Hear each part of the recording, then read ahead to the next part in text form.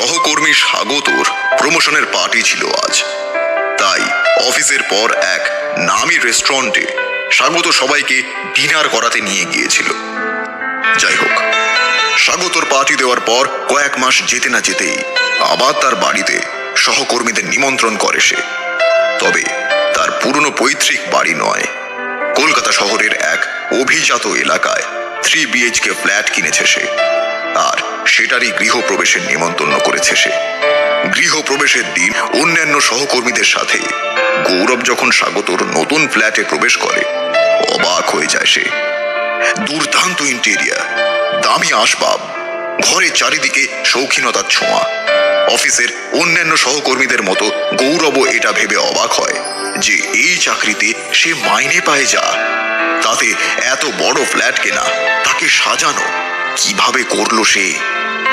শুধু তাই নয়, স্বাগতর সাথে আলাপের প্রথম থেকেই গৌরব এটা লক্ষ্য করেছিল যে স্বাগত বেশ বড় লোকেদের মতো স্টেটাস মেনটেইন করে চলে। এই যেমন চাকরি কনফার্ম হওয়ার পরেই সে একটা দামি বাইক কিনেছিল, আর প্রমোশনের পরপরই দামি মোবাইল ফোন। তাছাড়াও দামি ব্র্যান্ডের নতুন নতুন জামা কাপড় পরা, অফিসের লাঞ্চের সময় অনলাইন অ্যাপে দামি রেস্টুরেন্ট থেকে খাবার অর্ডার করা, প্রায় বন্ধু বান্ধব নিয়ে পার্টি করা, এসব তো ছিলই। না, গৌরব এমন মানুষ নয় যে সে কারোর উন্নতিতে হিংসে করে। সে স্বাগতর এই উন্নতিতে খুব খুশি হয়েছিল। তবে গৌরবের অবাক হওয়ার এখনো আরেকটু বাকি ছিল। ফ্ল্যাট কেনার 6 মাস যেতে না যেতেই স্বাগত একটা দামি গাড়ি কিনল। এরপর কেটে গেছে আরো কয়েকটা মাস। এমনি একদিন গৌরব টাইমের একটু আগেই অফিসে চলে এসেছে। তখনও তার বহু সহকর্মী এসে পৌঁছায়নি। অফিসে ঢুকে নিজের ডেস্কে ব্যাগ রাখার পরেই গৌরবের নজরে পড়ল কফির কাপ হাতে জানলা দিয়ে সকালের ব্যস্ত কলকাতাকে উদাস চোখে দেখছে আর কেউ নয়, স্বাগত। স্বাগতকে ওইভাবে দাঁড়িয়ে থাকতে দেখে গৌরব বেশ অবাক হয়। কফি মেশিন থেকে নিজেও এক কাপ কফি নিয়ে গৌরব পায়ে পায়ে হেঁটে এগিয়ে যায় স্বাগতর দিকে। তার পাশে গিয়ে দাঁড়ায়। নিজের ভাবনায় এতটাই মশগুল ছিল যে প্রথমটায় স্বাগত বুঝতেই পারেনি যে গৌরব তার পাশে এসে দাঁড়িয়েছে। কয়েক মিনিট পর গলা খাকারি দিতে স্বাগত চমকে যায়। কিছুটা কফিও ছলকে পড়ে তার হাত থেকে। আর এর মধ্যেই গৌরব দেখতে পায় স্বাগতর চোখে জল। গৌরব বুঝতে পারে সিরিয়াস কিছু হয়েছে। স্বাগতর কাঁধে হাত রেখে সে জানতে চায় কি ব্যাপার, কেন সে এত উদাস। স্বাগত বরাবরই গৌরবকে দাদার মতো সম্মান করেছে এবং সে জানে তার জীবনের যে কোনো সমস্যায় সে আর কাউকে পাশে পাক আর না পাক, গৌরবকে সে পাবেই।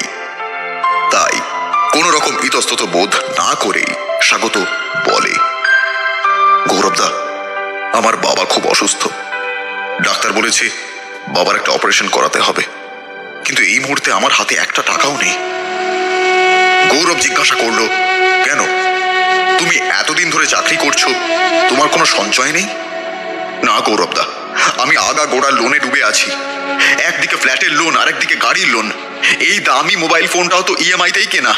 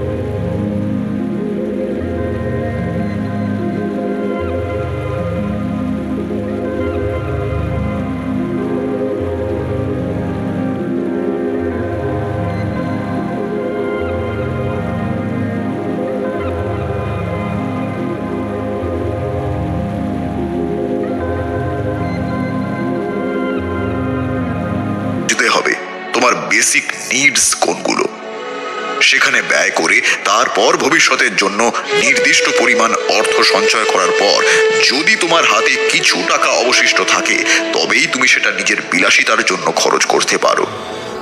তোমার বয়স এখন অনেক কম, আশা করি তুমি ভগবান শ্রীকৃষ্ণের এই কথাটা নিজের জীবনে প্রয়োগ করে আরো এগিয়ে যেতে পারবে। এই বলে গৌরব স্বাগতকে আশ্বাস দিল যে তার বাবার অপারেশনের জন্য সেও কিছু হেল্প করবে এবং ভগবান শ্রীকৃষ্ণের কাছে প্রার্থনা করবে যেন তিনি ওর বাবা ও পুরো পরিবারকে সুস্থ রাখেন। আনন্দে ও কৃতজ্ঞতায় স্বাগত গৌরবকে জড়িয়ে ধরল এবং কথা দিল যে সে ভগবান শ্রীকৃষ্ণের এই উপদেশ পরবর্তীকালে মেনে চলবে।